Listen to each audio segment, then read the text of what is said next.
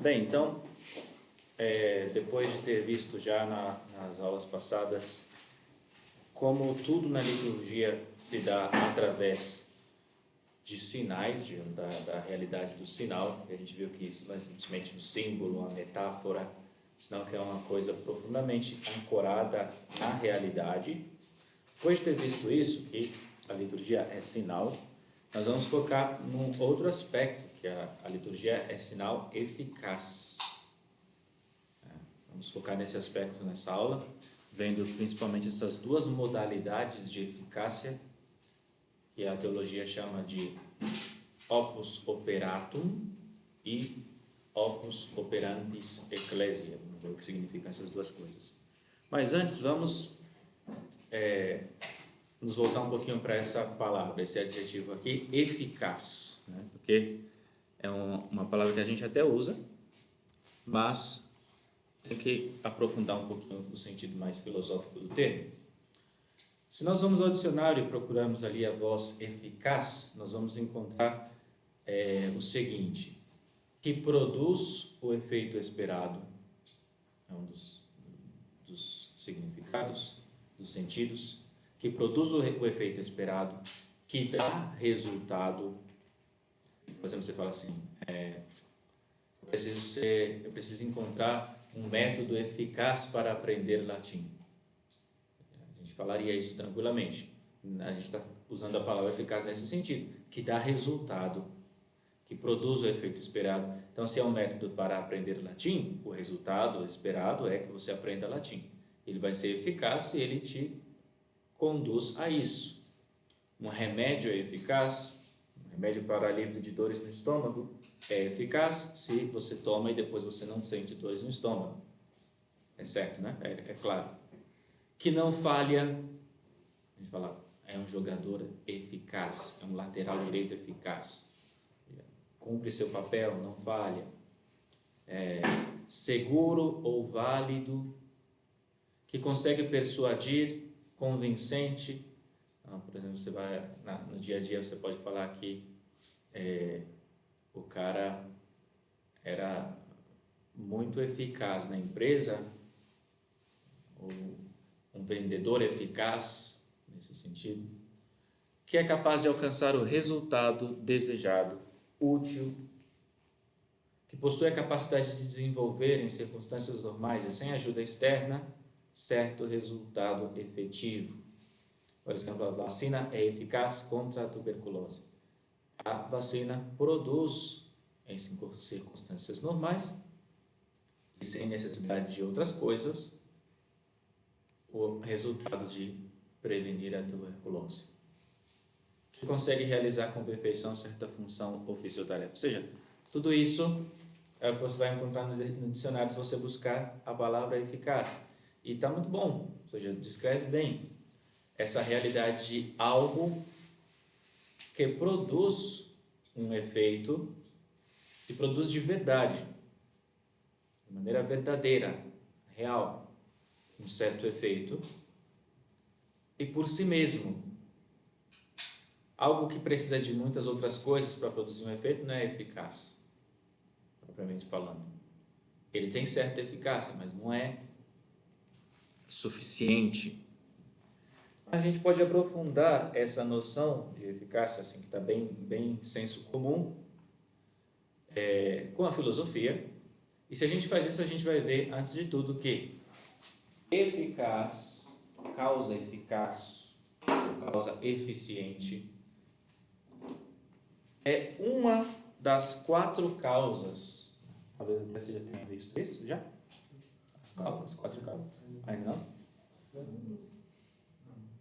Bom, por exemplo, nós temos, Aristóteles distinguiu 4 sentidos em que você pode falar que algo é causa. Por exemplo, você vai lá e fala, quando você pergunta por quê, ou por quê? Você está perguntando pela causa, né? Você pode considerar essa pergunta e dar uma resposta de um ponto de vista eficiente, de um ponto de vista de finalidade, de um ponto de vista de formalidade, formal e do ponto de vista de materialidade. Material. Então, isso te dá lugar à causa eficiente, a essas 4 causas: causa eficiente, causa final, causa formal e causa material. Simplesmente escrever o nome do tipo de causa. Como assim? Imagina que eu falo assim.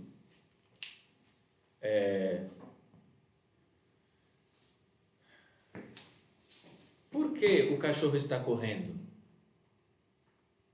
Perguntando pela causa, certo? Aí você vai lá e me fala: ele está correndo porque quer fugir de uma pedrada. Nesse sentido, você está respondendo com a causa final. O que é que ele está buscando? Ou seja, isso explica o movimento de correr? Explica desde o ponto de vista da causa final, de qual é o objeto que ele está desejando ou querendo alcançar. Tá? Mas você poderia responder isso, por exemplo: por que esse cachorro está correndo? Ora, porque ele tem patas. Também é uma coisa que explica o fato de ele correr, não é? Explica desde o ponto de vista formal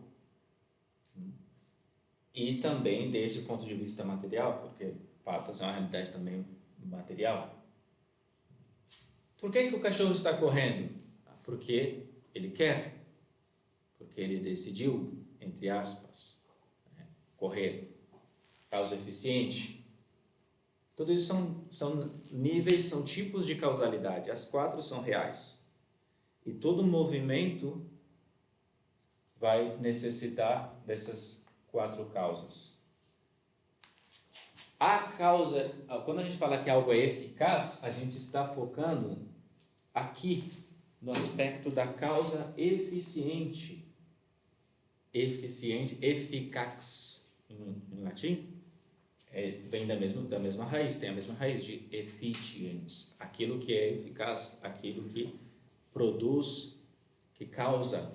E nesse caso, a causa eficiente, ela se distingue da final, formal e material, entre outras coisas, porque dela depende, de tudo isso aqui depende o efeito. Por exemplo, sei lá, essa mesa, ela é como é, ela é mesa porque, em certo aspecto, em baixo aspecto, porque ela é de madeira, de ferro, certo?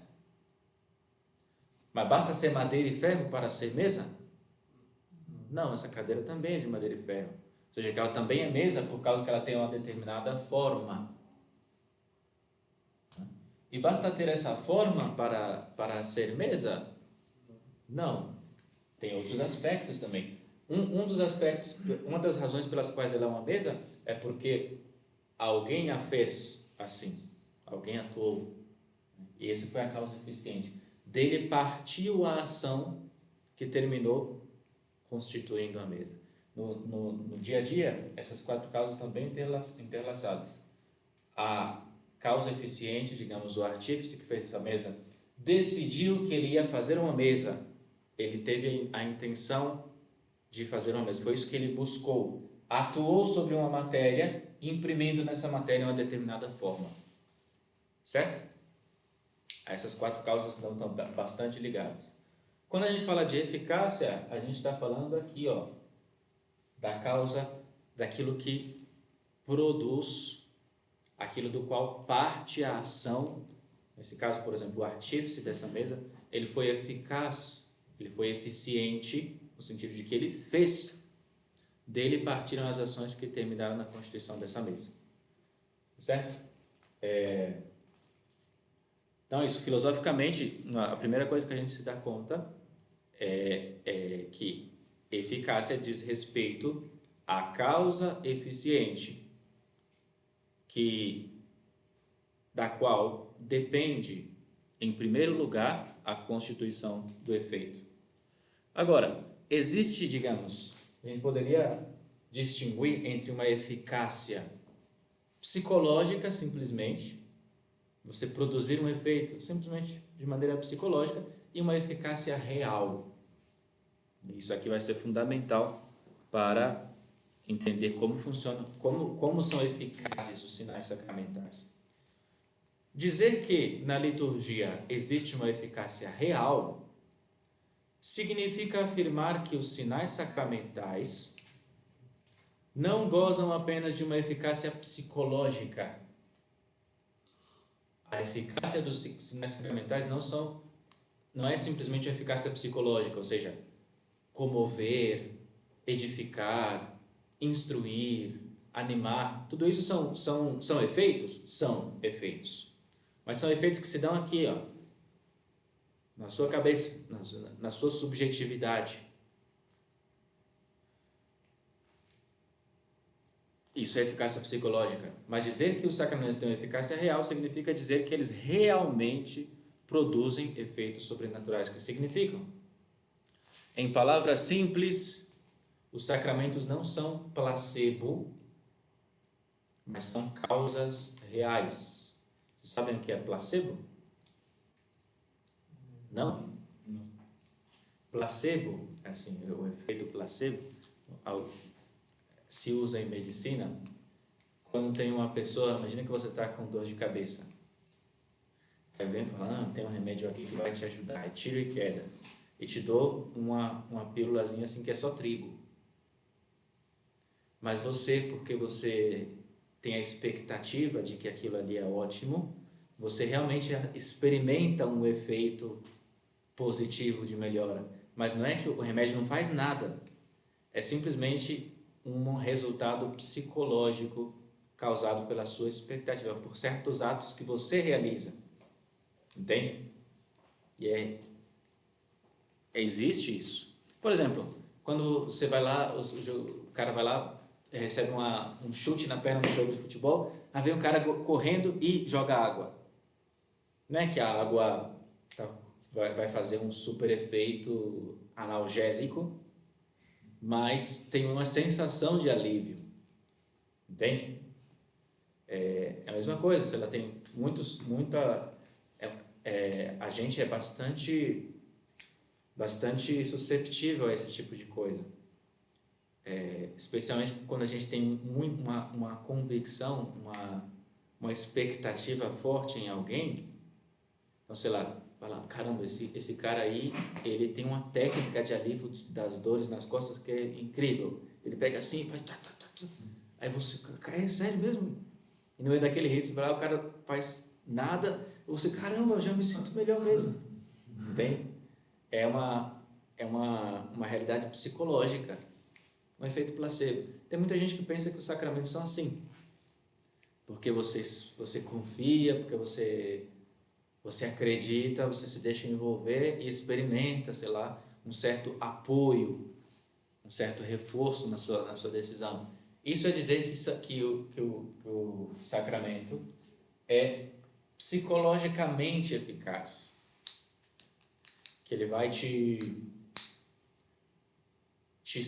sugestionar, para usar uma linguagem técnica. Ele vai te mover a realizar certos atos.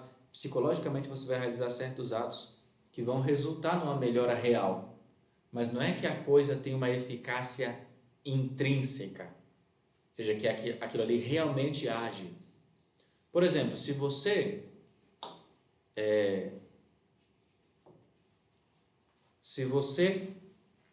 tem câncer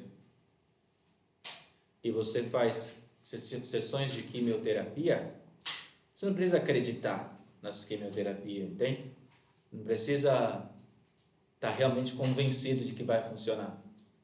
Por quê? Porque a quimioterapia é realmente eficaz.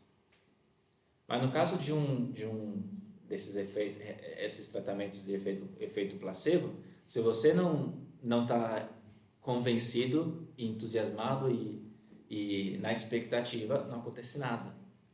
Entende?